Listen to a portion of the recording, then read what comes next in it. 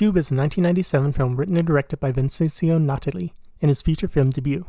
It's a sci-fi horror centered around the titular cube, a monolithic structure with a group of prisoners trapped inside.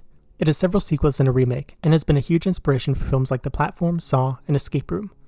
All of this from an independent Canadian production made on about $350,000. The film has similar themes to others released in the next couple of years like The Matrix, American Beauty, Fight Club, and Office Space, namely dissatisfaction with modern society and the belief that there are no grand conspiracies. It's just that the people in charge are equally as incompetent as everyone else. This is all epitomized by the Cube, a Kafkaesque industrial death trap created for seemingly no purpose, being put to use simply because it's there. Or, that's the opinion of one prisoner who is involved with its creation. The film offers no confirmation or denial. The actual production of the film is fairly interesting. Due to their limited budget, and with only 21 days to film, they constructed a single cube and used clever camera angles and production design to give the appearance of different rooms. In an attempt to break up the monotonous visuals, they decided to add colored panels to the walls. Because they were relatively difficult to put in, they shot all the scenes in a given color at one time, then moved to another. While it's extremely common to have a film made out of order, this is a relatively unique reason for it. While these colors signified nothing in terms of whether a room was trapped, or its location in the maze, on a meta level they indicated where the plot was going.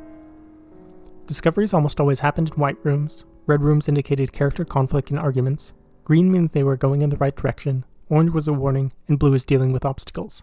There are relatively few characters in the film, as after the initial group is established, that's basically it. Despite this, there is enough character development for a film of this type. Calling any of them fully fleshed out is stretching it, but overall, they work and are believable. There's certainly some overacting and the dialogue doesn't always land, but it's not a large problem.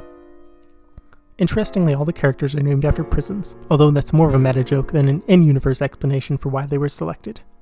The largest arc comes from Quentin, played by Maurice Dean Went. Initially, he takes on the role of the leader of the group, taking charge, using his experience as a cop to calm people down and get them working on a plan.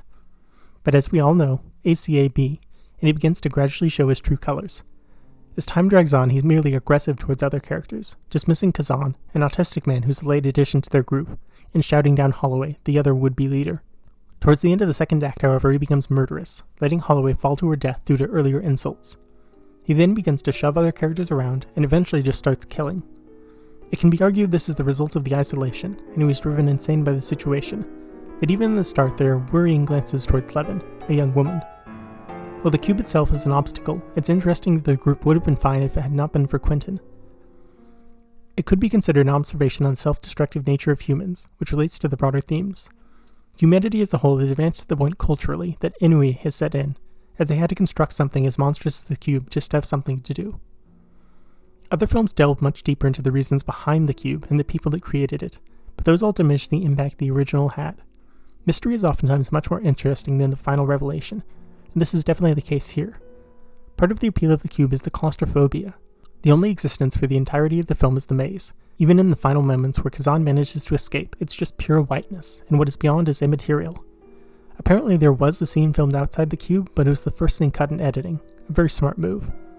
Cube 2 features a scene after the escape, and it brings up a whole host of questions that don't have good answers.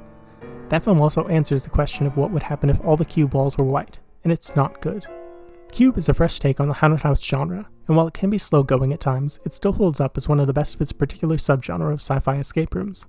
Coupled with some incredible special effects that were done for free, and some nasty gore, and you get one of the rare gems of 90s horror. I hope you've enjoyed this review.